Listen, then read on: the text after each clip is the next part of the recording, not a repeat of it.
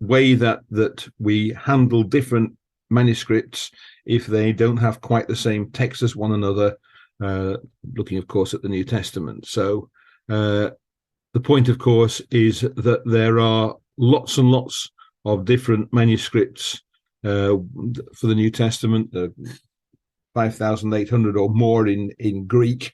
There's a whole lot more in different languages, where you can look at what the language is translated from. But they don't always produce the same text. So that's just some of the Greek ones. Sometimes one manuscript will have a different text from another manuscript, and this is how we try and work out what the genuine reading is, what the original reading is likely to be. So the kinds of witness we've got several different varieties of witness, and the first thing to do is to become familiar with the different kinds of witness that there are to the text. So let's look at the different categories. The oldest one is the papyri. A papyrus is a manuscript written on papyrus. There are not too many of those around for the New Testament, problem being that papyrus is fairly fragile stuff. It doesn't disappear the moment you get it damp.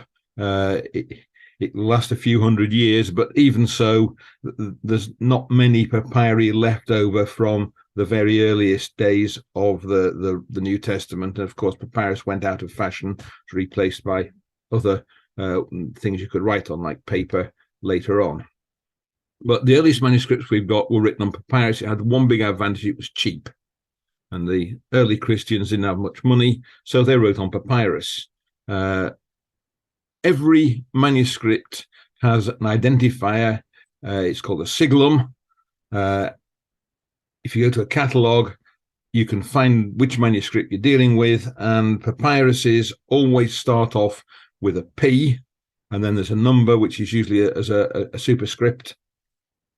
And if you've got the font, you'll find that it's a black letter P, what people often refer to as Gothic script. But it looks a bit like that.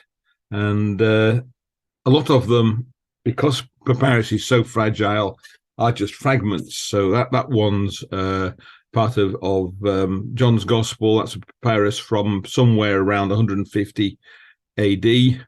There are lots of these papyri. So some of them are fragmentary, probably more than half, but some of them are quite substantial. So that one is P66. That's an almost complete copy of John's Gospel. That comes from probably just before 200 AD. There's another one, P75, which is Luke and John. It misses the end of John and it misses the beginning of Luke. But that one is just a little bit later than this one. That's also reckoned to be around 200.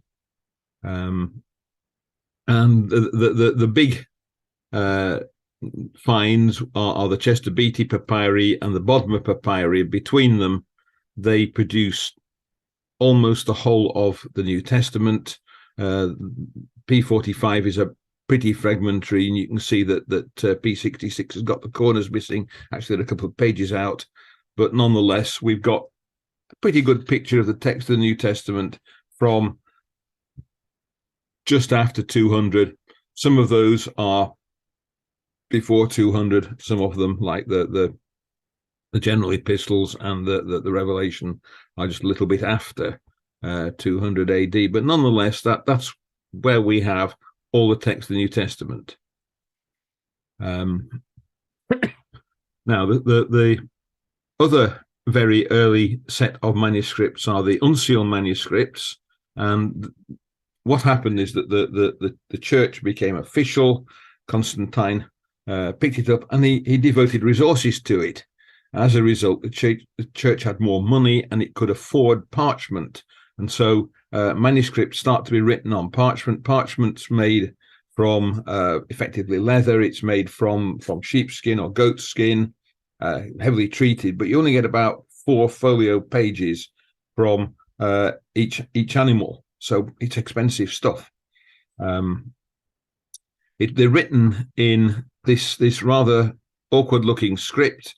Every letter is a capital letter. There are no spaces between the words. It takes some reading. You can read it. It's at least clear, but nonetheless, it's a bit awkward. The papyri are written in a similar script, but because of the roughness of the surface, it's a slightly different looking handwriting. The church starts using them in the 4th century. The parchment manuscripts go way back before then, but the church itself doesn't start using it until the 4th century, so you don't get biblical manuscripts earlier than that.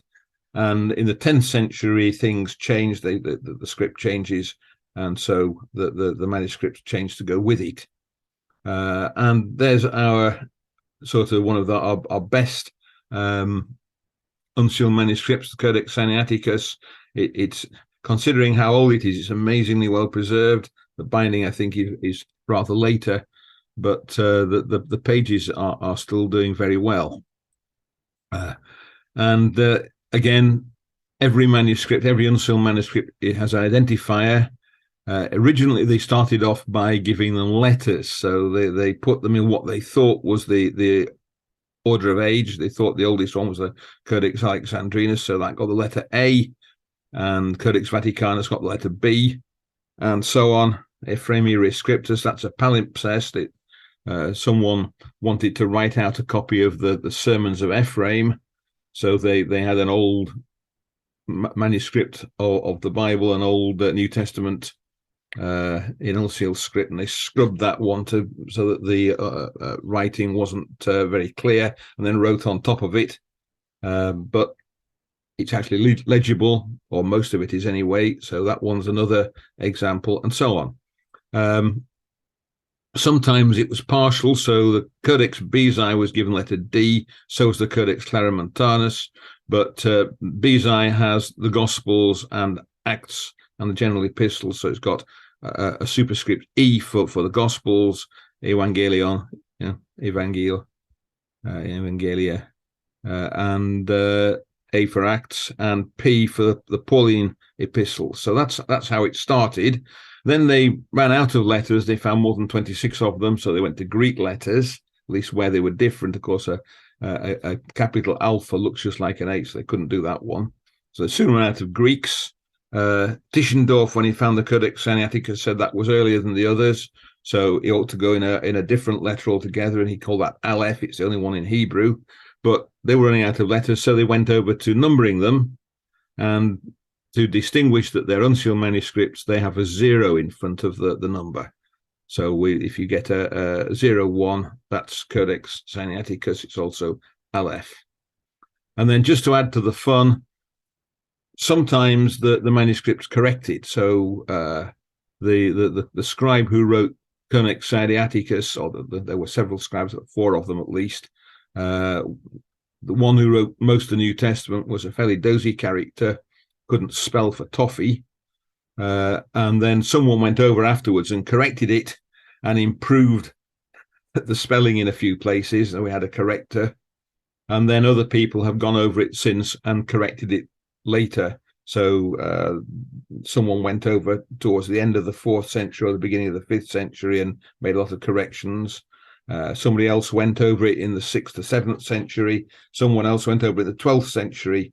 And in fact, it's more than one in each case from the handwriting, but nonetheless, they lump together, and you find them given superscripts. So the star means the original text, and the numbers are the different correctors. Sinaiticus has more correctors than almost anything else. After the unseals, we get minuscules, still written on parchment, although later ones are written on paper. They're written in the minuscule script. There's an example. So the minuscule script has upper and lowercase letters. The spaces between the words, it makes it a lot easier to spot what you're reading. It has these accents on. You can see all these accents. They tell you where the breathing is. So the difference between ah and ha is just an accent, but it's a breathing or an aspiration mark. They're written in as well. Of course, That's whatever the scribe thought it was. They weren't in the unsealed manuscripts. And this kind of script appears in the 9th century, and there's then quite an industry of turning unsealed manuscripts into minuscules. So you get things like 33, where they've taken a really old unsealed manuscript and rewritten it as a minuscule. So quite often there's a long gap between the exemplar, the thing they're copying, and the minuscule manuscript. So the early minuscules are usually copies of things that are 5 or 6 or even 7 centuries earlier than the manuscript that's being written. And they're identified by a number. That one's 580. If it was an unsealed, it would have a 0 in front of it. Minuscule just has the number on its own. Next kind are lectionaries, and what happens here is that people had reading plans, just like the Bible Companion.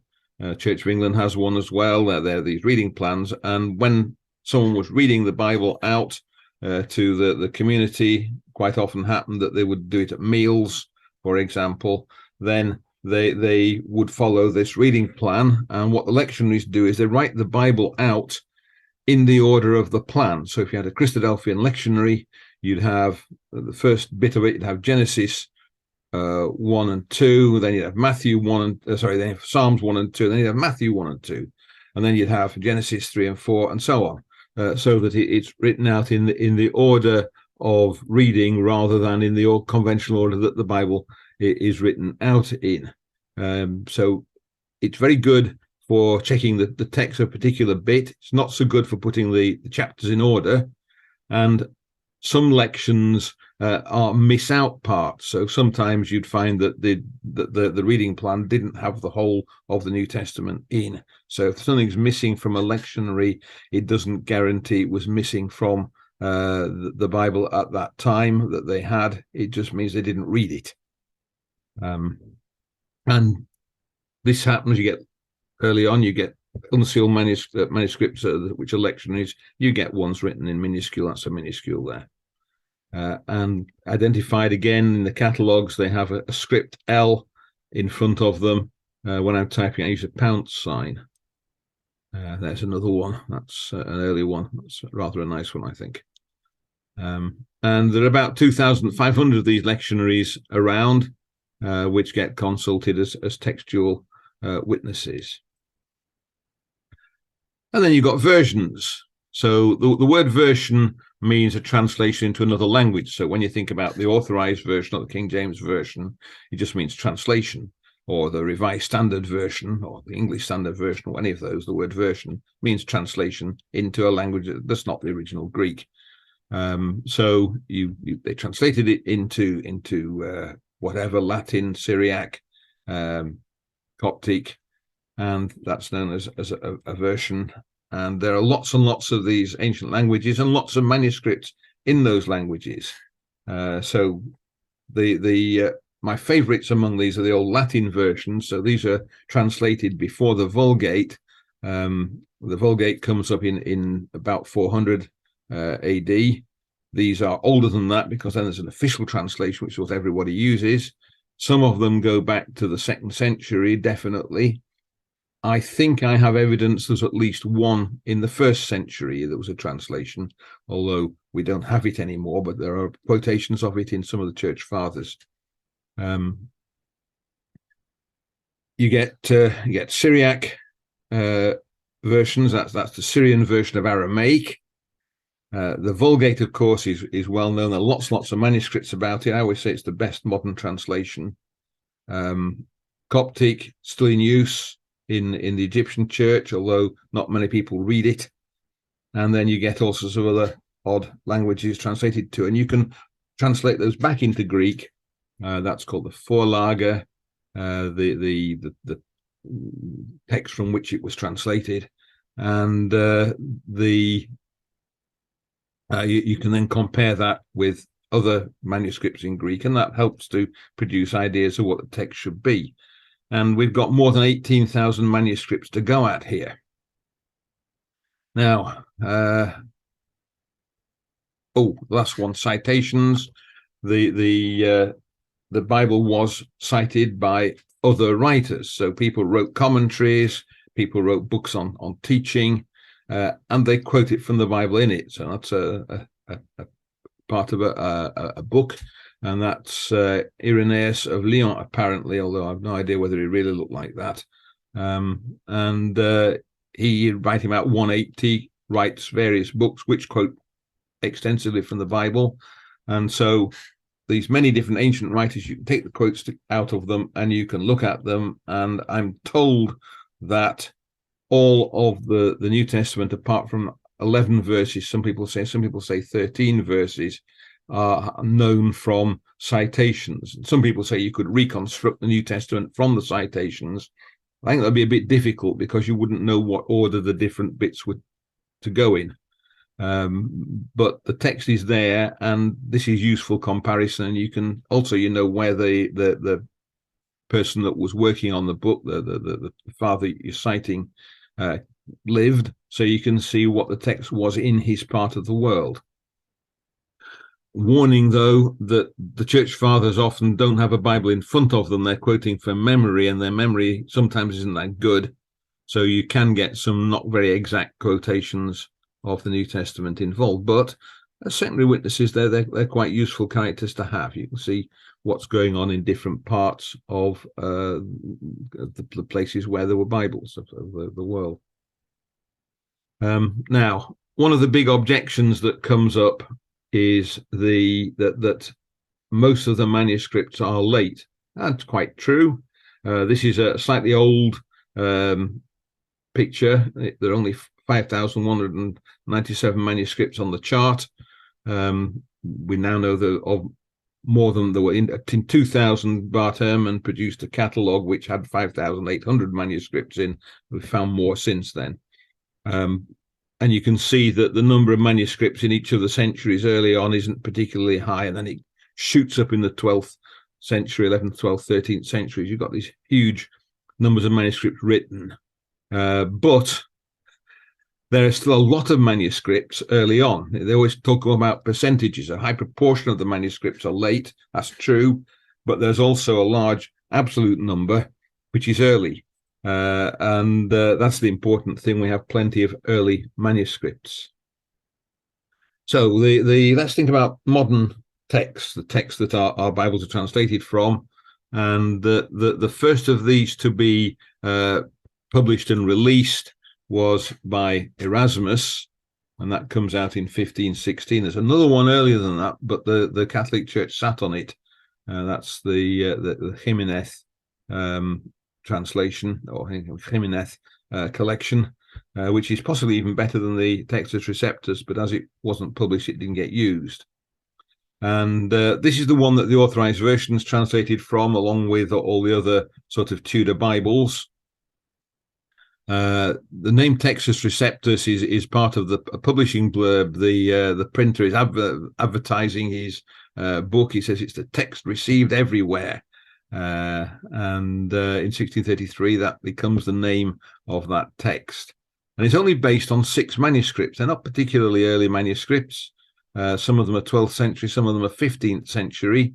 And initially, Erasmus put them together from just those 6 manuscripts. And notice that they don't all cover all of them. So for the Gospels, you've got manuscript 1, you've got manuscript 2E, and you've got manuscript 7, and that's it. Later on, after he'd produced his text, he found 2 more, so he has another one for the Gospel, another 2 for the Gospels. It's still a jolly good text, but it's a little limited. It doesn't let you know what extent of variation there is in the manuscripts.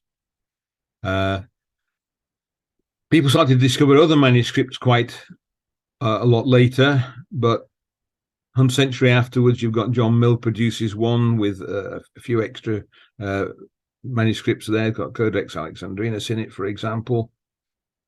And then the numbers start to come up. Tischendorf works very hard and pushes the number of known manuscripts up, produces an edition with lots and lots of different readings in the margins. Gregory produces the numbers for these manuscripts. That's the catalogue with the numbers going on. And then there's Ehrman's database. He's part of the United Bible Society committee that works out the new UBS text. Will come to that soon. So the number of manuscripts is shooting up hugely with the date. So in the 1850s and after that, you've got huge numbers of manuscripts being discovered. And in 1881, well, they've been working at it for a bit. A couple called Westcott and Hort produce a different text of the New Testament. It's not very different, but it's a bit different. They're very, very impressed by the early manuscripts that have been discovered at the time, things like Codex Vaticanus and Codex Sinaiticus. And because these are very old, they rely on those particularly much, and you get a text which is very much based on those two manuscripts. That's the text that's used in the revised version. In 1881, they released their printed version of their text at the same time as the translation, which is the revised version. And we'll make a standard version if you're in America. And that's the sort of most extreme text in one direction. If you compare that with the authorized version, then you can see the largest possible extent of variation you can get by looking at manuscripts. And you have to be quite alert to spot the differences. It's not a huge set of differences. In fact, Westcott and Hort's text then vanishes. Nobody uses it again. And we get other improved texts produced from lots of manuscripts. And the big one that is now in use comes really from the work of these two gentlemen, Eberhard Nestle and Kurt Aland. And that's not the Westcott and Hort text. It is influenced by it. It's influenced by the Textus Receptus as well. So modern versions don't come from the Westcott and Hort text. They tend to come from the Nestle-Aland text. And in 1961, there's a big meeting of a committee which puts together the manuscripts they've got and produces something that's called the United Bible Society's text, the UBS text, and that is the one that now is most commonly used as the base text for translations. And you can get it in two versions, the Nestle-Aland version, which is exactly the same text as the United Bible Society's version. That's the latest edition. I haven't got one. I've only got the 4th edition, but the 5th edition's just come out. Interestingly, you don't seem to be able to get hold of a proper version, only a popular edition, which isn't going to have the apparatus. And then it comes out different editions of it. Well, the editions have the same text, so it's the same translation, but the apparatus varies. Now, the apparatus is the lists of other manuscripts that have other readings. So that's the apparatus for the Nestle-Aland. It's the 26th edition. There's the 27th edition around, but I happen to have a 26th edition around when I photographed this. And so, for example, this is in 1 Peter chapter 1 for verse 8, the first variant. You could either have the text or Papyrus P72, minuscule 429, original not the corrector, minuscule 1852, and a small number of Byzantine manuscripts have dokimon instead of the official text.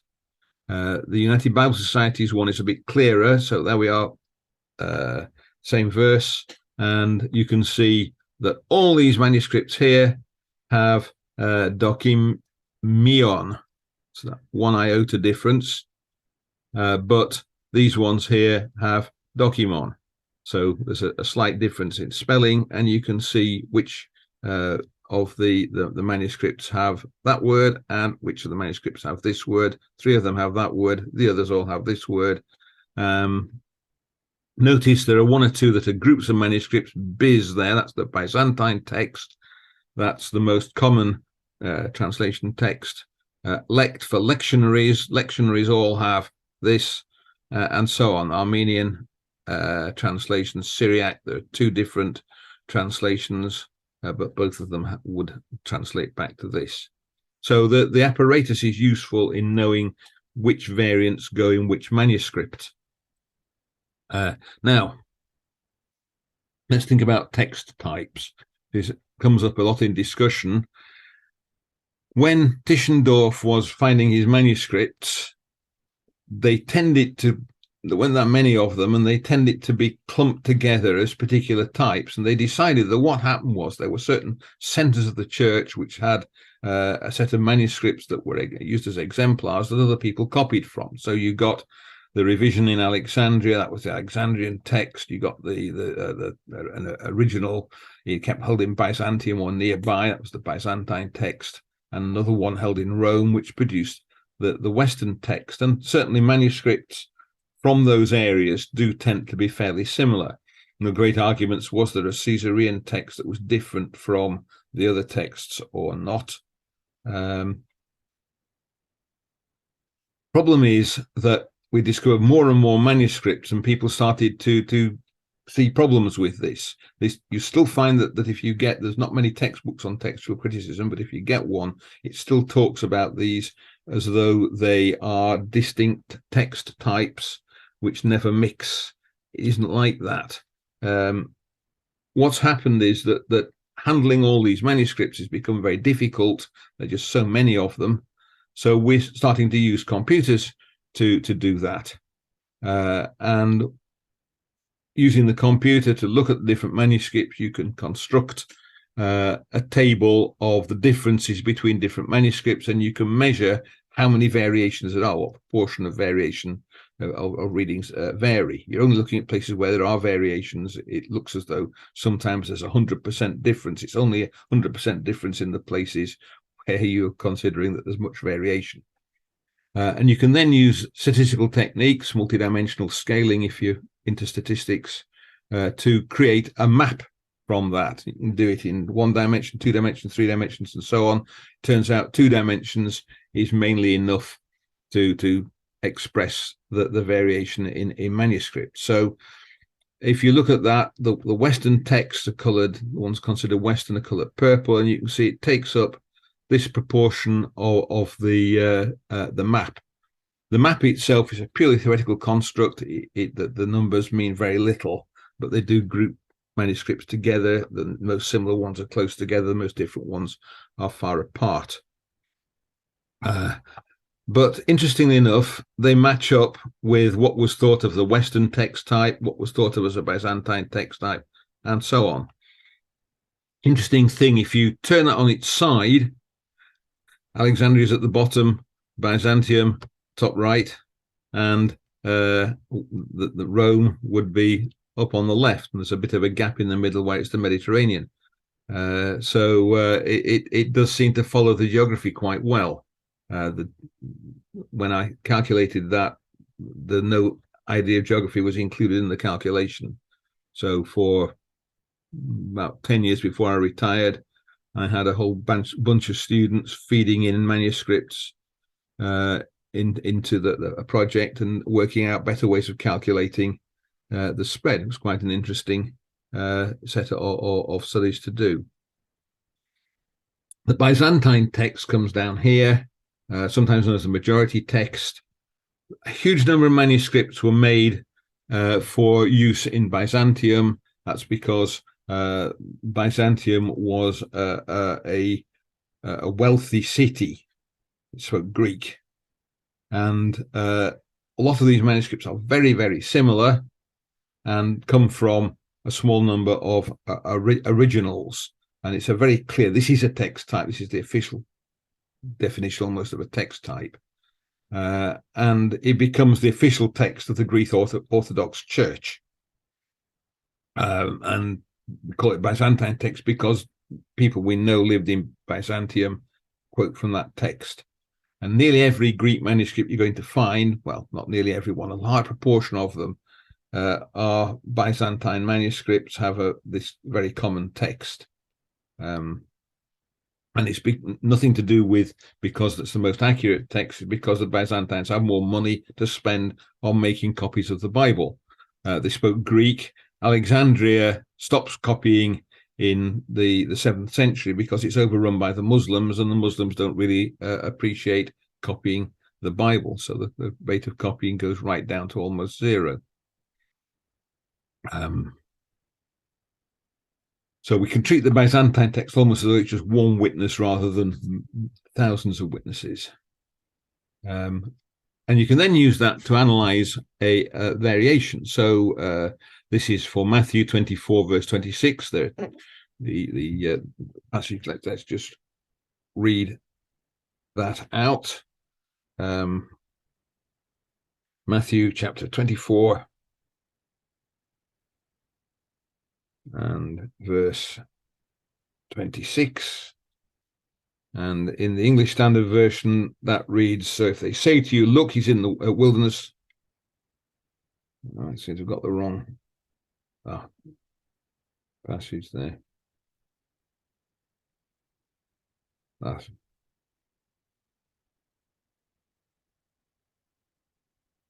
got the wrong, I've written the wrong passage up there. It's there we go, it's the 36. But concerning that day and that hour, no one knows, not even the angels of heaven, nor the Son, but the Father only. Now, if you've got an authorized version, it won't have nor the Son in. If you have a modern version, it will have nor the Son in. That's because some manuscripts include this word, this phrase, nor the Son. Other ones don't include it. So let's look at we'll look at that later on, but you can color in the different colors that the witnesses that have nor the Son and ones that don't have it in, and you can see how they spread out among the set of variants that there is. Again, you can see that the ones that have nor the Son in the Alexandrian and Western ones, they're now poles in a spread.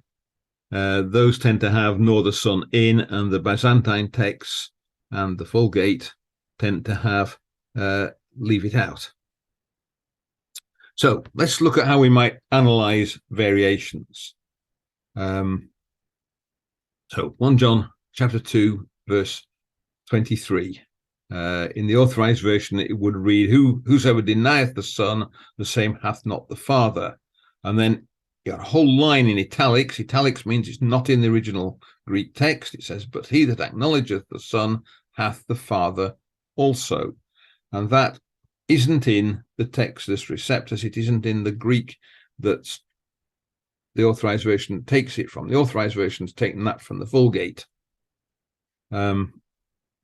So let's look at the two different variants. Some Greek manuscripts have it looking like that. That's the whole thing. It includes the bit in italics. Some of them have the shorter bit. It misses out the part in italics. And we can make a list of witnesses. That's not a complete list by any stretch of the imagination, but we can write down the variants. So we know that the full variant appears in the Codex Sinaiticus, the Codex Alexandrinus, the Codex Vaticanus, and so on, various minuscules. It appears in the Coptic translation, in the early Latin translations, and in fact in quite a few Vulgates, mostly in the official Vulgate, and in the Syriac. And it's got it quoted by Origen and Cyprian, two early church fathers. But the short variant appears in the Byzantine manuscripts, which there are many hundreds, if not many thousands. Some manuscripts of the Vulgate, some manuscripts of the Bohairic. So actually there are more witnesses supporting the short variant because M stands for a huge number of manuscripts. But the earlier ones support the long variant. And normally I would go ahead then and plot a chart and start to decide how what the manuscripts look like. But there's something that sticks out from this text, and that's here you get the same set of words appearing twice. And this is a common kind of scribal error. The way that scribes wrote, they would write a bit and they'd look at the original text and write a bit more, look at the original text and so on, probably dip their pen in the ink every time. And what's happened here, what's a common idea, is that the chap writes ton patera eche down there, and then he dips his pen in the ink, looks away, and then he looks back, and his eye comes back to the same set of words here, and he misses out the text in between. So he writes that out and thinks he's finished. And that's a common scribal error. It's got a name. It's called a homoteleuton, same ending in Greek. So it's a place where a line typically ends with those words, but it might not be a line. It's the end of a passage which matches the end of the bit just before the passage, and the scribe's eye slips from one to the other and he doesn't copy it. And that's a common error. If you can spot a common error like that, then you know that the longer text is correct. And the people who did the authorized version spotted that, although they wouldn't have any Greek manuscripts which contained the full variant. They've got that from the Vulgate, but they got it right. So how are we going to analyze our variants? Well, first thing you do is the obvious thing. You look at the bit of text and you make a list of all the different variants, and then which witnesses support each of those variants. Then if you've got something that only one witness has, unless that witness is something like the majority text, you say, right, well, it's only been copied once, it's almost certainly wrong. So you get rid of those. And then you say, are there any scribal errors? Are there any of these homotelutons like we just saw? Are there any? There's a homoarchon, which is the same start of the text, matches the bit of text missing, matches the beginning of the next bit. Again, people's eye slips from one to the other, and so on. There are well-known scribal errors. And if you spot one of those, then you can eliminate that. And quite often it'd be like the previous one where we can eliminate things straight away and there's no problem left.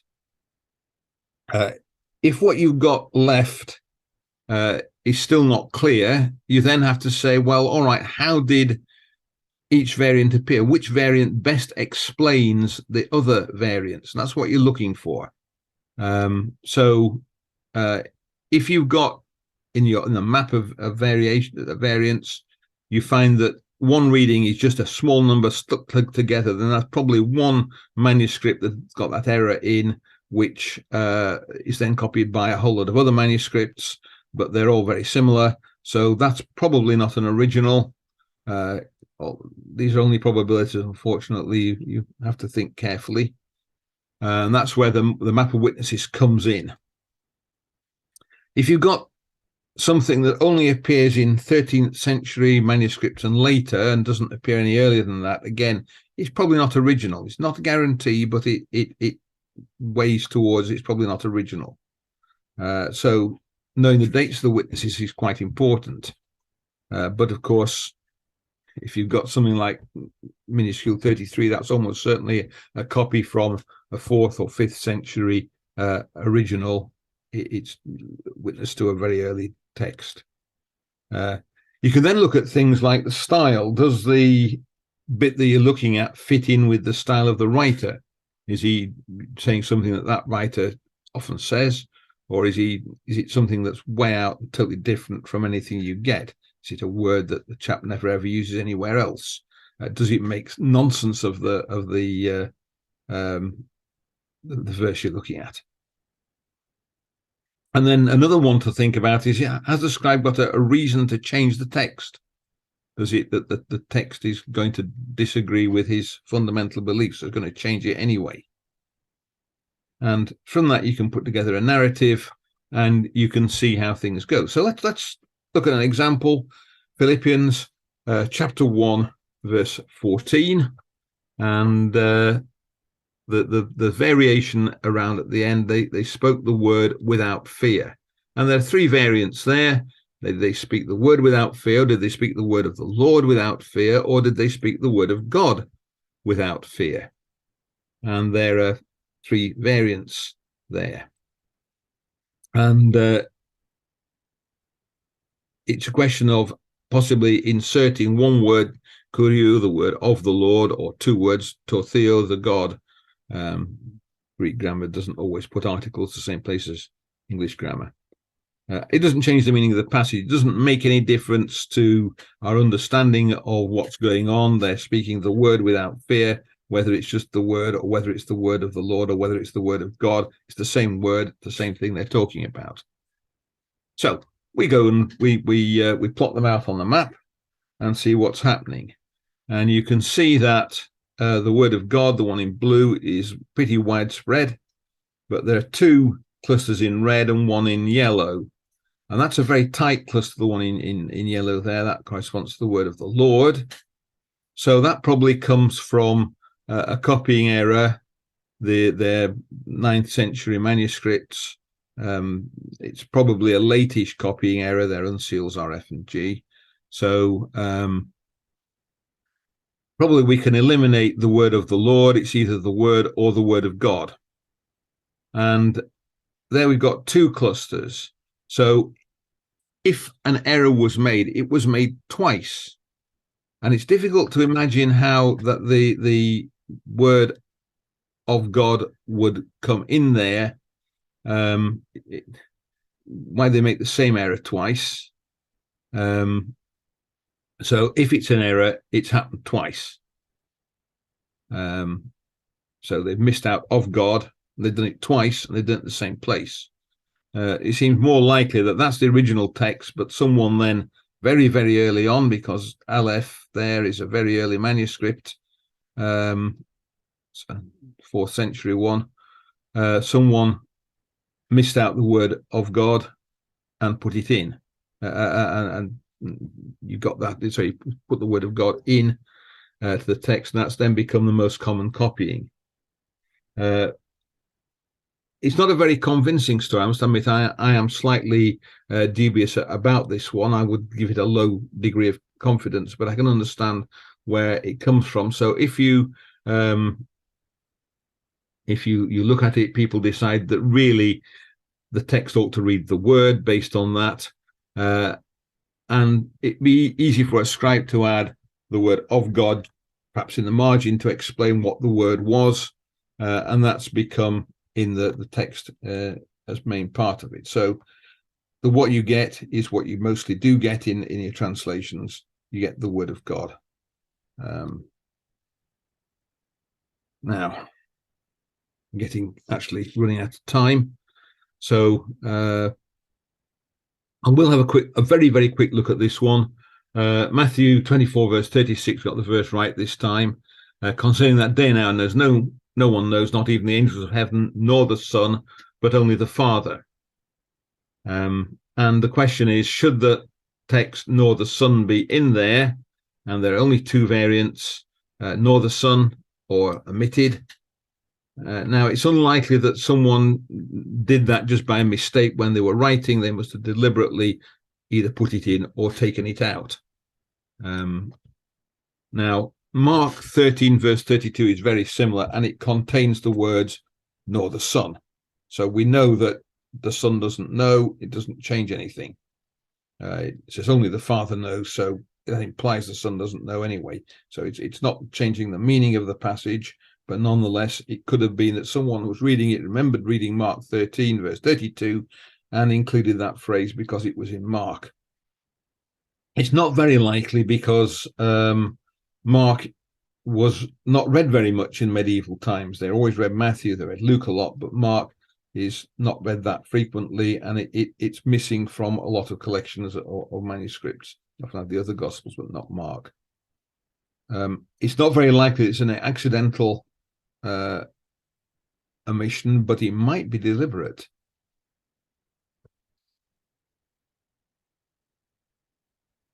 And again, you can see that it's omitted. There's two clusters. There's the Byzantine cluster down here and the Vulgate. But what's going on? Well, the oldest witnesses are down the Alexandrian one. They have nor the Son in, although corrected takes it out again. and 5th century for missing it out. 5th century is still pretty early in these manuscripts. But, well, we said assimilation from Mark's not very likely. But if you're copying it down and you're really keen on the doctrine of the Trinity, then you might not like that little phrase, and so it gets missed out. So it shows that something Jesus didn't know. And that seems a very likely explanation, that some scribe, very keen on the doctrine of the Trinity, removes the phrase deliberately, and that gets done when people are comparing two manuscripts, or maybe just accidentally, but when people compare two manuscripts, because they have a predisposition to say the Son knew everything, he must be do his God, they therefore pick the variant that doesn't include that bit of text. But probably the real text is probably that. And that leads on to the idea of an orthodox corruption. And that's a situation where the scribe is very invested in some teaching, and as a result, he changes the text of the Bible to fit that teaching. It doesn't happen very often, very, very rare, and they're very easy to detect because they only happen in a few of the manuscripts, and they don't fit the style of the rest of the document. So there's only a few witnesses. They tend to be in small clusters. Sometimes they're singular readings. They just happen in one manuscript. Often someone says, "Don't be silly. I know you like it, but it wasn't." And the corrector corrects it, and they have a doctrinal slant behind them. But so if you look at one of these critical texts, you can very quickly spot the orthodox readings, and in general, they don't get through. These orthodox corruptions haven't made it into the Bible. But modern texts have a couple. One of them is John chapter 5, verse 7, very famous passage, the three witnesses. These three are one, it says.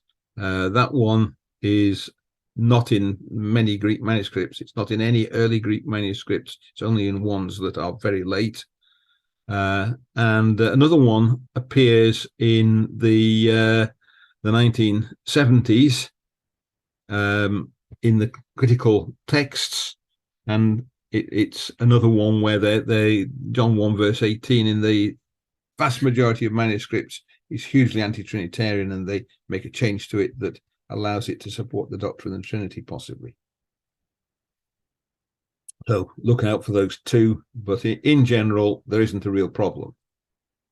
So let's summarize what we've seen. The readings of lots of different witnesses to the text New Testament are available to anyone. All you have to do is to get hold of United Bible Society's text, a 5th edition available, but looking on Amazon, they're not selling the kind with the apparatus, they're only selling the text at the moment. Or I have a Nestle-Aland 27. I don't think there's a later edition out yet, but maybe there is. The other thing is to think about is that we now have very much improved way of comparing manuscripts, that if you get a textbook on textual criticism, it will tend to be thinking about it in the way people thought about it in the 1960s, when they couldn't use a computer to analyze it, when they were left to what one human being could handle in their brain at a single time. Now we can look at it sort of mechanically and go through calculations on it. So the older text types model has been modified, but that hasn't hit the textbooks yet. And we can look at lots of witnesses. The other thing is that we got so many manuscripts that we can be pretty confident about nearly all our decisions on the text. What we get, what the text is like, is pretty much the same as the original text really was. It's not like they find any surprises. You're not going to find that little bit of a discovery shows the text will be quite different. It isn't. What we've got is a text that's very like the original text. And the other thing is, if you've got a modern version, a modern translation of the Bible, look out, because the translators tend to believe that they know better than the original text and tend to slide in slightly dodgy readings into their translations. So There we go.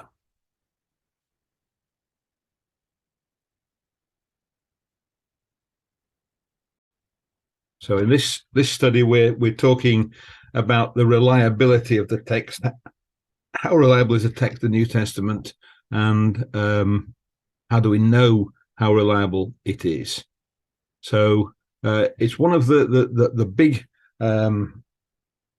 comments on the New Testament, the big attack on it, is the idea that it's been changed so that we can't really know what the apostles or what Jesus said, because quite simply what we have now has been altered in small bits over the centuries until it's quite different from what it was. There's a couple of books written by Bart Ehrman which make this case that the New Testament is really so unreliable it doesn't matter. There are one or two academic ones that say the same sort of thing. These are much more muted. If you read the academic ones, you'll see that it's talking about there's an idea that you might have to take in mind when you're looking at a set of variants. Which variant should you choose? That it's possible that one of the variants has been chosen in the past because it supports orthodox teaching, but it's not these. It's not that the whole of the scripture has been corrupted. So the academic studies are much more muted about it. You'll notice the Brooks Mesker one talks about the restoration of the text, claiming that we have the text as it originally was. So only a few scholars that claim that the text of the New Testament has been corrupted, but the skeptics have picked that up, and you'll find that appearing all over the internet. You find yourself talking to people who object to the text of the New Testament as we've got. But when you look at the evidence, in fact, the evidence is that the text that we have now is pretty well the same as the text that was written by the apostles. And the big statement is we don't have the originals of the New Testament. We don't even have copies of the originals. What we have is copies of copies of copies at the end of a long chain of transmission. And it's likened to the party game, which in Britain's called Chinese whispers. In America, I understand, is called telephones, where someone starts off with a sentence and they whisper it to the next person in the chain, who then whispers it to the next person, and so on. And in the end, you reveal what's been passed along, and it's quite different from whatever it was that was spoken at the start. And the claim is that the New Testament is like that. It's been copied so many times that what's in it isn't like what was originally there. In fact, the transmission of the New Testament text isn't like the game of Chinese whispers at all. First of all, there are many parallel cases in the New Testament. So each manuscript isn't a copy of the previous one, it's a copy of a different manuscript completely, and there are many parallel transmissions, and from time to time people would compare different manuscripts with one another. And in fact, if you're in a church service, they might read from one manuscript one week and a different one a different week, and very quickly they would do a comparison. And not only that, they would often go back to a very much earlier manuscript to check that their copying had been accurate. So a copy was made, the copy would then be compared with other manuscripts, and corrections would be put into the margin. So it's as though you got the Chinese whispers game, except that when it's passed on, you can go back to somebody else much earlier in the chain and check that it's the same. And there are several different chains going on at once, and the people talk to one another as it goes along. But really the thing to do is to check the evidence as to how good the text is. And we have a lot of witnesses to the text of the New Testament. It's a bit difficult to work out exactly how many we've got. You go to library catalogues, they're often not quite up to date. There are databases available, but that's one source I've got, and that gives us 5,254 different manuscripts in Greek of the New Testament. But I know that there are more than 5,800 registered manuscripts in library catalogues from my own search, separate from that one. Although I don't know how many there are altogether. I do know it's more than that. It's slightly awkward because sometimes part of a manuscript's in one library, another part's in another library, and they will have different entries. So the total number in the libraries isn't the same as the total number of manuscripts, just to add to the fun. But nonetheless, they're somewhere between 5,500 and 5,900 Greek manuscripts, 83 manuscripts of pre-Vulgate Latin translations of the Bible. The Vulgate was translated in about 400 AD. So these are manuscripts that go back to a translation that's older than that. There's about 10,000 manuscripts of the Vulgate, another 1,000 manuscripts of the Coptic versions, and then we've got manuscripts of versions in Syriac, Slavonic, Gothic, Ethiopic, and so on. Other ancient languages, which is translated. So altogether, we've got about 19,300 manuscripts in ancient language translations, which we can use to translate back into Greek and produce what's called a Vorlage, which is a Greek text on which that translation was based. So there's a fair amount of information there.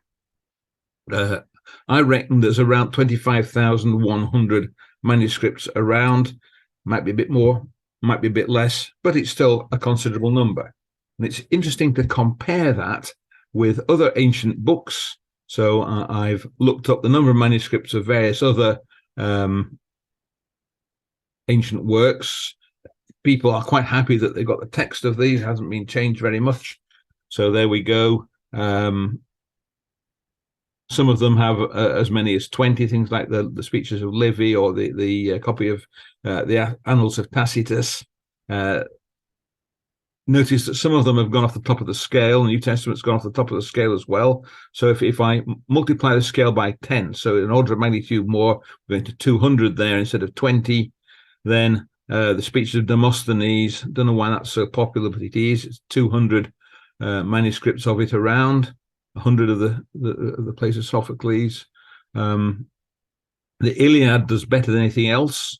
So want to get that onto the scale, multiply the scale by 10 again, 2,000. And we've got 634 copies of manuscripts of the Iliad.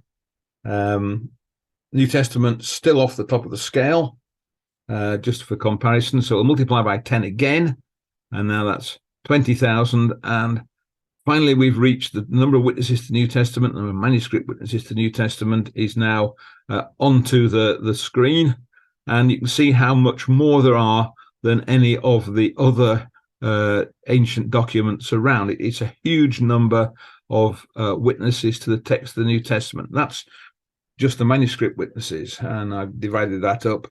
Even if you just take the Greek manuscripts, there's a lot more than there are of anything else. Of course, you can add to that the other different versions, the other translations into ancient languages, and we're talking a huge number of witnesses to the text of the New Testament. It's several orders of magnitude more than for anything else that was written around that time.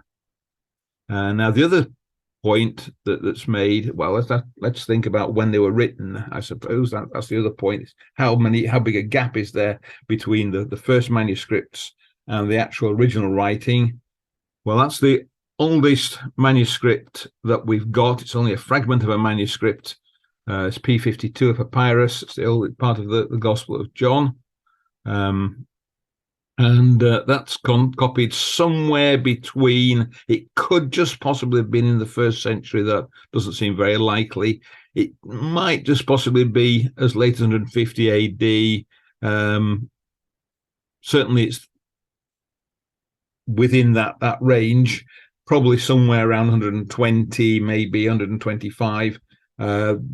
People date it from the writing, and writing dating really is only to about half a century. So it's certainly probably the first half of the 2nd century, but he might just have got it into the 1st century. what's interesting is that there are a small number of people who are very keen skeptics who propose later dates, and if you look on Wikipedia or something, it will quote those. The skeptics are very loud about it, but no proper scholar would put it later than 150, and many of them would put it before the start of the 2nd century. But it's only a fragment. If you go on to want a whole book, this one's P66, which is the whole of the Gospel of John. It's got a couple of missing pages, and you can see if you look that the bottom corners are a little bit frayed, so there's letters missing at the bottom there. But nonetheless, it's pretty much the whole of the Gospel of John, and that's copied about 200 AD, maybe a little earlier. Again, just happened it last year. A skeptic said, "No, it's at least 300 AD," but again, he's not an expert. He's doing it just off his general skepticism. Interesting thing, everyone always says the Gospels were anonymous. Well, every manuscript that has the first page of the Gospel of John in calls it the Gospel of John, and there it is at the start of this manuscript. The oldest ones all have the same. They're all the same name. The only difference is it called the Gospel of John or just according to John? There's another ancient one that's a tiny bit later than P66, and it's got most of Luke, from Luke chapter 3 onwards, and the first 15 chapters of John. Who knows what else was in it? But it's copied just a little tiny bit after the P66, so maybe the first decade or so of the 3rd century. And again, it's got the names of the Gospels in it. We have early manuscripts. That's the first complete New Testament. We have individual books earlier than that. I think we're missing a couple of the letters of John and one or two things like that, but pretty much every book we have it in papyrus complete before this one, but this has got the whole of the New Testament bound together in one volume. Even that's got, I think, a book or two missing. That's Codex Vaticanus. Sinaiticus is the same. The binding, by the way, is relatively modern. And we have it all from the early 4th century. So we've got everything in single books. So the Sinaiticus and this together give us the lot. And it's copied well. It's after the Council of Nicaea, but only just, and probably before 350 AD. It looks earlier than that, but it can't be earlier than Nicaea. So the gap, again, if you compare that with manuscripts that everyone's quite happy with, so everyone's happy we've got the text of Caesar's Gallic Wars. Well, there's written in 44 BC, first manuscript about 900 AD. I've been a bit precise with the gap of 944 years. It isn't 944 years, probably it's somewhere around that, and so on. And look at all these quite long gaps between the ancient work and the original. The Old Testament, it's quite interesting putting that one in as a comparison. The oldest complete Old Testament is the Aleppo Codex. That was complete when everyone photographed it. It's no longer complete. It was destroyed in anti-Jewish riots in Syria in the 40s. But the Dead Sea Scrolls go back. The earliest Dead Sea Scrolls are 250 BC. So we've got a Hebrew text of the Old Testament that goes back to within a couple of centuries of the completion of the Old Testament. And the New Testament, well, we've got things like the Rylands fragment, which is not very long after the 70 AD. We're talking 40 years, perhaps 50. Complete New Testaments. Well, I've put in about 340 for the big codices, Vaticanus, Sinaiticus, but there are fragments and whole books even from earlier than that. So the New Testament compares very favorable with almost anything else. The Old Testament does pretty well. The New Testament does even better. So again, the evidence is strongly in favor of the New Testament. All these other things, the histories of Herodotus, no one really worries about the text of those. Yet the text is less well attested than the text of the New Testament by a considerable amount. What's the other comment people make? Well, they say, all right, there are a lot of manuscripts, but a lot of them are late. And that's true. A lot of them are late. There's a picture. We've only got a few manuscripts from the early parts, and then we get this huge expansion of the number of manuscripts that we still have in, well, the 12th century is the sort of peak. Even so, it's a lot of manuscripts. So that's just looking at Greek manuscripts, and you can see the number is rising quite well. So to get up to Herodotus, we'd have to go 9th century. To catch up with something like Caesar's Gallic Wars, something like the 4th century will do us. Now, the fact that a lot more manuscripts available late doesn't matter. People who make this objection always quote percentages. The point is that it's a smallish percentage that are available from before, say, the 5th century, but it's still a lot of witnesses, especially when you start taking versions into account as well. That's the famous quotation from Bart Ehrman that's quoted over and over again. The idea that we don't have the originals, we don't have the first copies of the originals, we don't have the copies of the copies of the originals, or copies of the copies of the copies. Actually, didn't know that one. We might very well have in a few fragments. He says we have the copies made later, much later. Well, only within a century, mostly, for most of the books. Maybe certainly within 150 years. He's talking about most of the manuscripts. Of course, if you take most of the manuscripts, they're quite late. That doesn't matter. What matters is, have we got sufficient number of early ones? Well, we have. He says they differ from one another in many thousands of places. That's what we're going to look at next. It's easiest to put it in comparative terms. He says there are more differences among our manuscripts than there are words in the New Testament. And what do you think? Is that claim true? Are there more differences among our manuscripts and other words in the New Testament? And then second question is, does it mean anything? Is it an important statement? Well, the problem is, how do you count the number of variants? And there are two ways of counting it that could be used. And method one is you say, right, how many different readings are there available? And then the number of variants, one of those is correct, the other is a variant, so it's one less than the number of readings. That's method one. Method two is you count the number of witnesses which have a reading that differs from the base text. And the number of variants then is that number of witnesses. So you get your manuscript and you say, how many manuscripts have a difference from this one? Now, textual scholars usually actually don't bother counting at all, but if they do want to count, they'd use method one. Method two is the one that Bart Ehrman is using, that the critics are using. The skeptics tend to quote that one because it always gives a much bigger number. And I'll show you an example to show how the counting methods work. So I'm going to invent a manuscript. It contains one word. It's a very short manuscript. And we've got 5 manuscripts which contain this one word. The word is color. First 3 manuscripts we've got have the same word, color. Manuscript D seems to have been done by an American who heard the word color and wrote it down and has spelled it the American way. And then manuscript E, the scribe who copied that one accidentally missed an O out, so it's color with a U in. Right, so that's one word.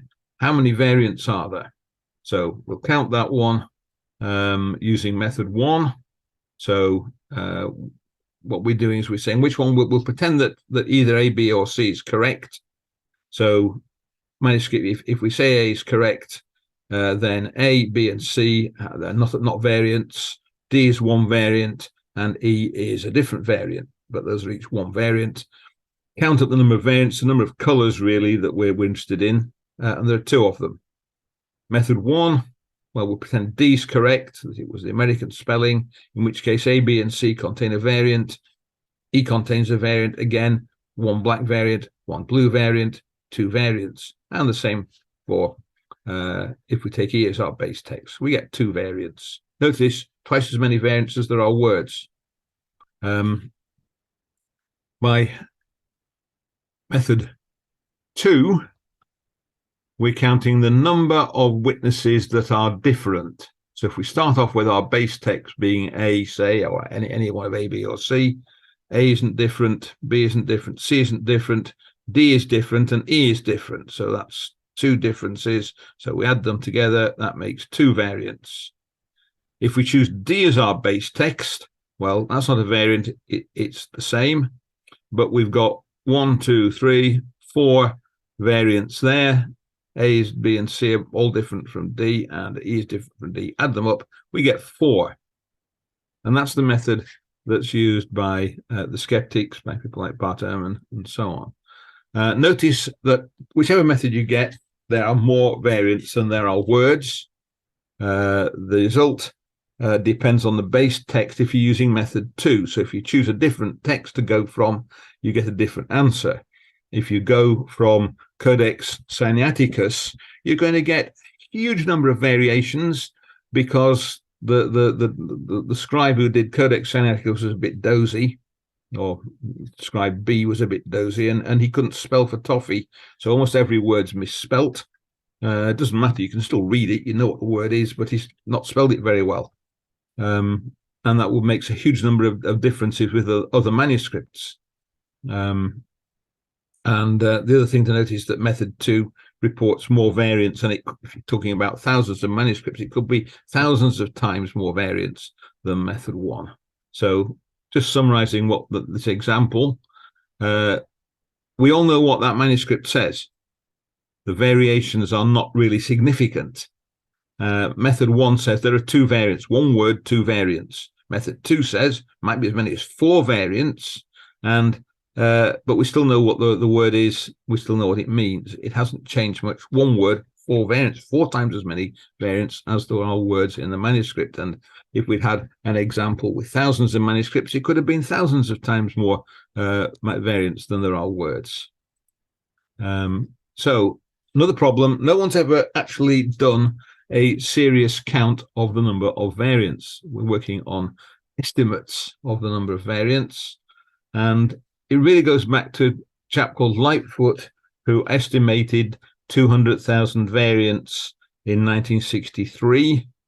Ehrman quotes 200,000 to 400,000. That's his estimate, but it's basically a good guess. A chap called Ben Wallace in 2013 had a go and came up with about 5 million on the method 2. I had a go by comparing the UBS text, United Bible Society's text, with the majority text, and I come up with about 3,000, well, nearly 4 million, but it's probably more than that because it doesn't really include the really way out manuscripts. But I spent maybe 20 minutes doing my estimate, probably longer than some of the others did. It's not a particularly accurate estimate. Well, there are 138,000, just over that number of words in the New Testament. So there are far more variants than there are words, but we're talking about manuscripts times variants. We're talking about the method 2 calculation, and that looks horrendous. We saw you can get huge numbers of variants without losing the meaning at all. And that's what's gone on. The important point is that the number of method 2 variants is an almost meaningless number. But really, the interesting question is how many variants are there which are believable? You can believe that number of variants actually is true, and actually they make a difference to meaning. That's what's important. Now, one of the ways of doing that estimating that is to go to the United Bible Societies they categorize variants. Category A is absolutely certain. Category D is difficult to tell. And they say what proportion of the different numbers of variants form each particular category, or what's happened is they've different editions of the text have done it differently. UBS 4 is the last one I have. There's a UBS 5 out now, but I haven't acquired a copy of it yet. And initially that looks, 9.9% are difficult to tell. It's not that simple, because they're only looking at places where there is a difference which you can notice. They're not talking about spelling. Actually, occasionally they are talking about spelling mistakes, but there are a lot more spelling mistakes or bits where what comes out is a nonsense word that they just ignored, which are worth ignoring. Everyone knows what the meaning was. And this is only possibly viable variations in places where there is a difference. If you start looking at all the words, a lot of them, there is no doubt about that word. And it's a question of counting the number of words. And I did a count about 15 years ago using a very old text.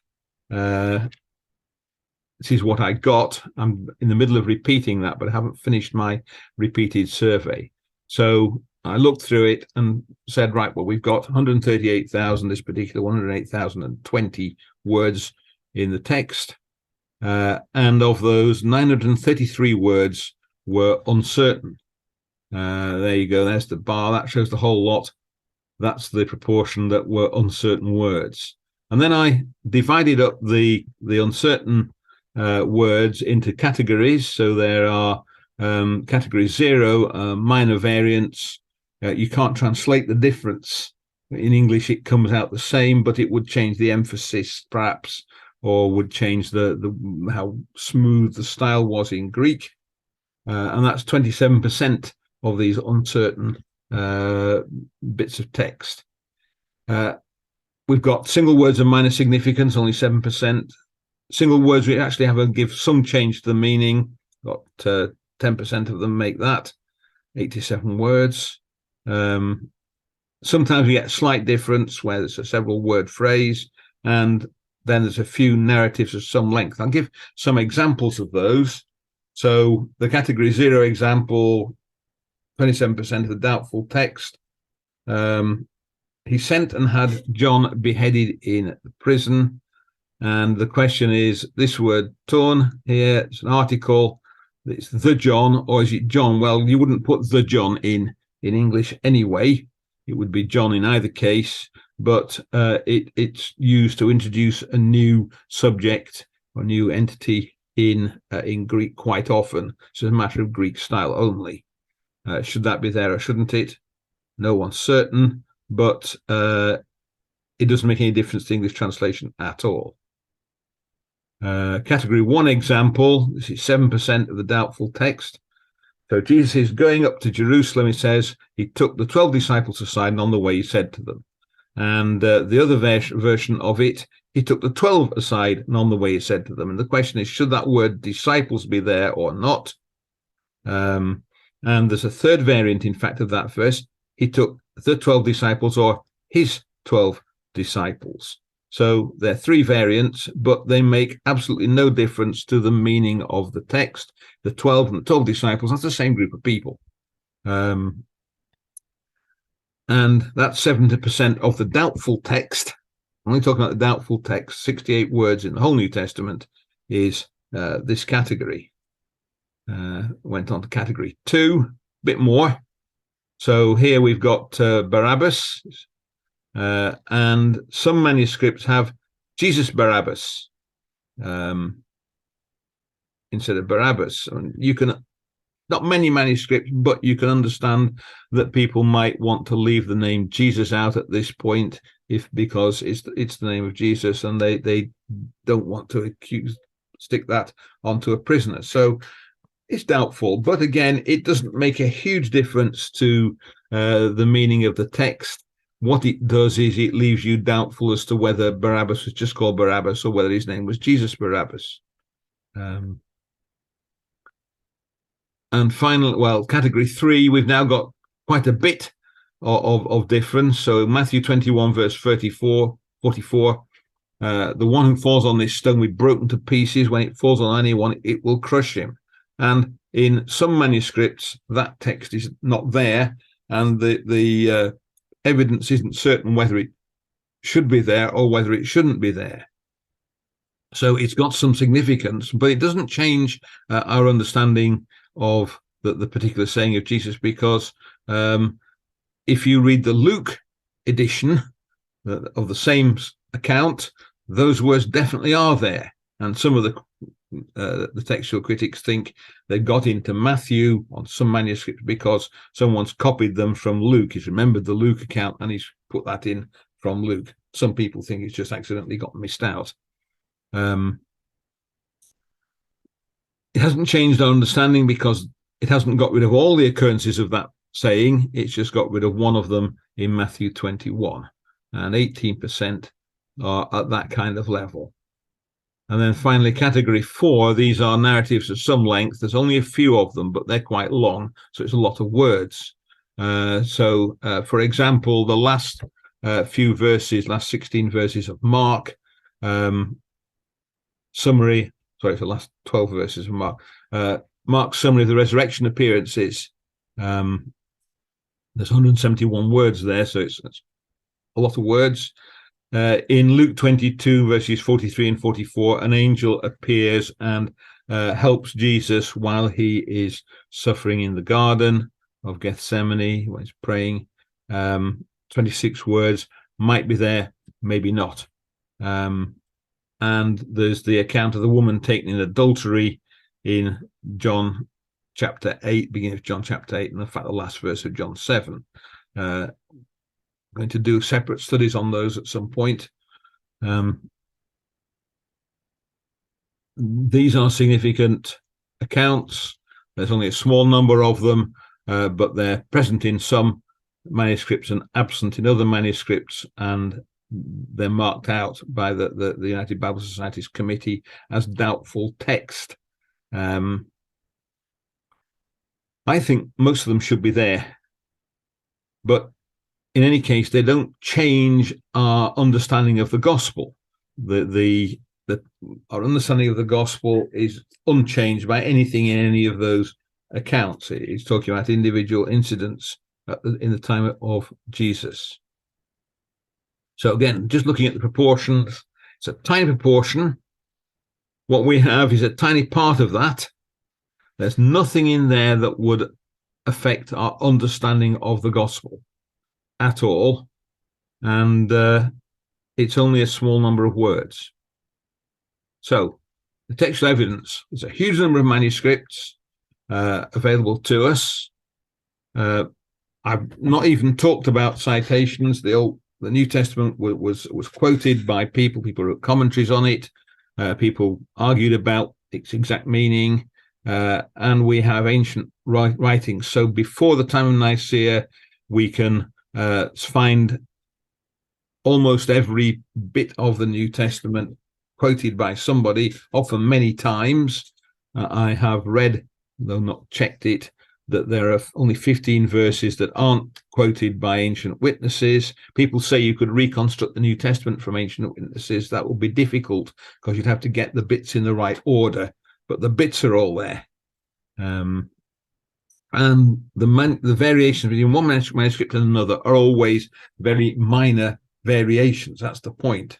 In spite of all these witnesses, we don't get much change. You can, if you have an interlinear revised version and authorized version, those are the two most extreme possible textual variants, and you have to be very alert to spot the difference. Effectively, the witnesses we have to the text show that the text of the New Testament is secure. It's not something we need to worry about. The other thing is quite interesting, is to say, all right, forget the manuscript evidence. Let's look at the evidence for the reliability of the text we've got. It's not the only evidence, isn't manuscript evidence. So, for example, is the New Testament reliable? Look at the archaeology, and we have a whole lot of references to people, to places, to customs. What they show us is that the text we have now gives a very good picture of life at the time of Jesus. The places described are the way that the archaeologists had discovered it. If the text had been changed a lot in between, then our modern Bible wouldn't reflect the ancient scene that we've got. It would have lost its picture. So that picture is based on the modern text. We can show the modern text is reliable, which must mean that it's been copied correctly from its original version. Same thing with undesigned coincidences. Undesigned coincidences compare tiny details in the text with tiny details, insignificant details in other texts, other parts of the Bible, or maybe other places in the same bit, but nonetheless they're independent and insignificant details. They fit together. If the text had changed a lot, those undesigned coincidences would have vanished. And the other thing is that you can find evidence of the language of the day. So you can show that while Jesus undoubtedly spoke Greek sometimes, a lot of what he said was said in Aramaic. The copying would be done by people who spoke Greek, sometimes by people who didn't even speak Greek. They were copying a Greek manuscript but couldn't read, or they were copying in Latin or a version, or in Coptic or whatever. They would be unlikely to accurately get in Aramaisms into the Greek. There they are. Again, it's evidence that the text hasn't changed very much since. So the evidence that we use to show that the text is a reliable historical picture of what was said and done by Jesus, of the places he was in, also show the text hasn't changed since, because we're using the modern text for that comparison.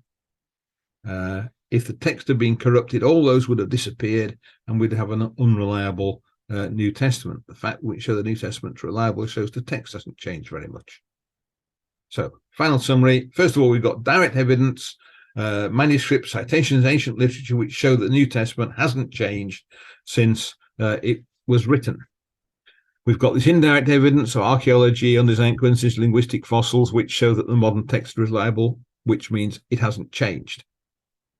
So we can conclude that the modern text hasn't been corrupted in any significant way. And there we go.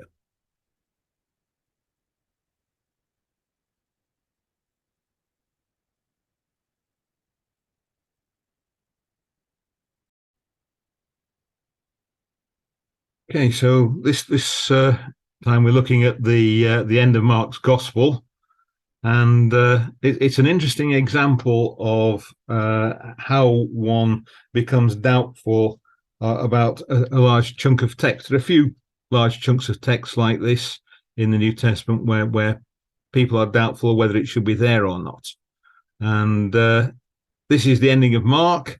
If you look at the witnesses available, you can see that a very small number of manuscripts omit the ending altogether. You can add to that one translation into Latin, and 304 is a commentary, and it only comments on some bits of the New Testament. It leaves a lot out. That's because the person who's writing it doesn't feel like commenting on that. And it may be the reason that they leave out the ending of Mark is because the chap doesn't feel like commenting on it. Now, it's fairly obvious there's a lot of manuscripts that have the ending in, and only a very small number that miss it out. So why do they reject it? And the reason is the style. If you read through it, it even shows up if you read through it, something like the Authorized Version or the Revised Version, a fairly literal translation. You can see that you've got a story coming along with quite a lot of detail in it, and then suddenly there's this set of summaries of events, which is very, very short. So the style has changed hugely between the verses immediately before and this last section. And the critics have tended to look at it and say, "Ooh, that's a huge change of style. It looks like it's been added by somebody else," and that's the reason that they do it. But if you look at the manuscript, or the other thing that's often quoted is that the various different manuscripts that miss it out often have a space where it could go, but the spaces aren't big enough for it. And if you go through the Codex Vaticanus or the Codex Sinaiticus, you find that every book, the rest of the column is left blank, and the new book starts on a new column. So that evidence doesn't really help you very much. It's a lot made of it, but it really doesn't signify at all. Now, if you plot the chart, we've got a chart with multidimensional scaling, which shows the different witnesses. You can spot the witnesses that lack the end of Mark. There they are. There's 4 of them anyway, and that's it. The others simply, well, they have the ending in. Some of them have 2 endings in. They've got the short ending and the long ending as well, and some of them have it marked as "Are we sure?" But most manuscripts have it there, so the missing ones do look rather a forlorn set when you put it together. And not only that, they all come from the same part of the world. They're like Alexandrian manuscripts, and physically they came from Egypt.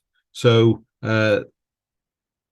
it gets even more suspicious when you have a tiny number of manuscripts, all of which come from the same place.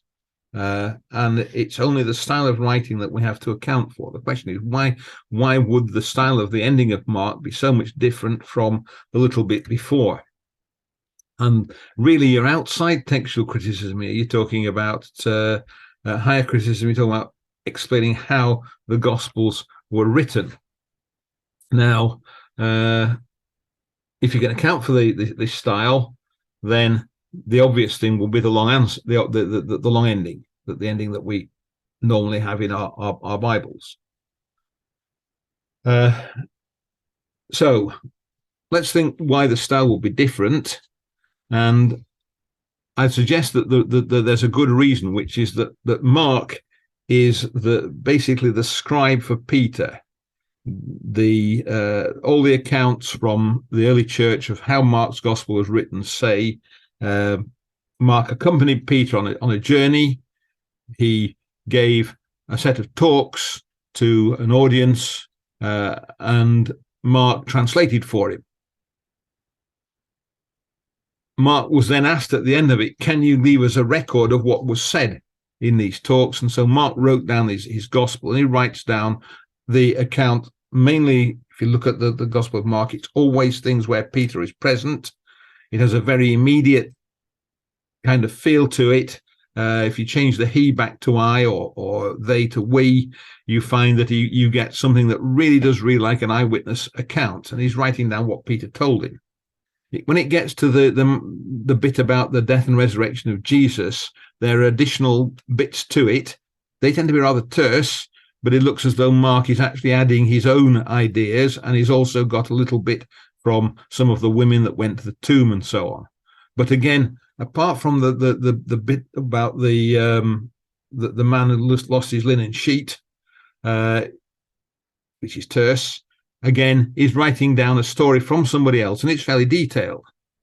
But that reaches an end at the end of Mark 16, verse 8. That's the last bit, which has this other person giving him writing down what someone else is saying, and he's just writing his own words. And you've got this very terse bit, which matches the bit about the man in the linen sheet. So I'd say you can account for the style as being Mark writing from himself as opposed to writing what somebody else was telling him. So summarizing what we've got, long ending of Mark's found in almost every manuscript. Only 6 miss it out. One of those is a partial manuscript anyway, and one's a commentary. They are different in style, but you can account for that with this change of source in Mark, that Mark is using in writing what he himself thinks. He got his own terse style rather than reporting what somebody else has told him. And the ones that omit it are all from the same place. And you can imagine that an early copy of Mark made its way to Egypt, but the last page got torn off somehow, and people copying it copied it, but they missed out the last page. And that's why you've got 6 Egyptian manuscripts which missed that bit out. And I think that's probably a better explanation than that someone made it up and added it on later on. But the last comment is it doesn't make much difference because everything in that bit of Mark is pretty much repeated somewhere else in the New Testament. So what you get is an account which is exactly the same as the account in the other Gospels. So you don't lose anything, even if you miss it out, although I personally think that it's part of the original text. It all suggests that those verses are genuine. And yes, there's my account. Very helpful indeed, John. Thank you.